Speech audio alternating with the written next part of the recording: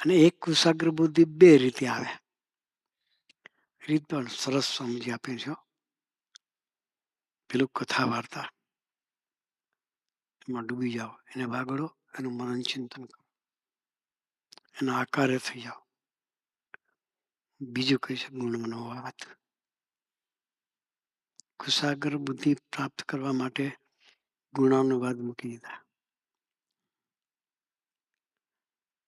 ભલે અત્યારે ઉપરથી ફોર્માલિટીથી તમે ગાશો તો નેચરલ કોક દાડે ગવાશે,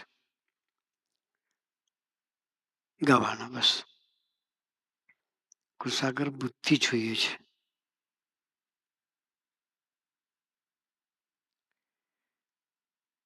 કુશાગ્ર બુદ્ધિ એટલે ભગવાન તરફની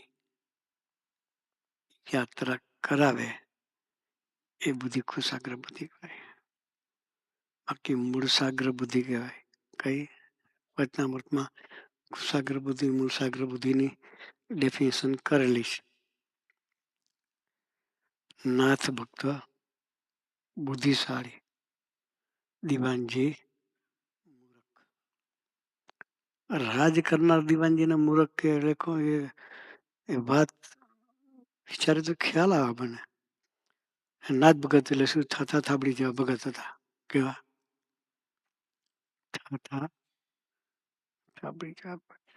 પણ એને ભગવાનનો સંબંધ હતો અને ભગવાનના ભક્તોનો મહિમા હતો. એને પોતાના આત્માની કલ્યાણની ખબર હતી કે જેને પોતાના આત્માની કલ્યાણની ખબર હોય એ કુશાગ્ર બુદ્ધિ. બાકી રાજ કરે એટલી બુદ્ધિ હોય તો પણ એ મુસાગ્ર બુદ્ધિ કહેવાય, કુશાગ્ર બુદ્ધિ ના કહેવાય. હવે એવા કુશાગ્ર બુદ્ધિ વાળા થવું છે. ભક્તોનો મહિમા સમજીને દાસના દાસ થઈને જીવવાનું છે. બસ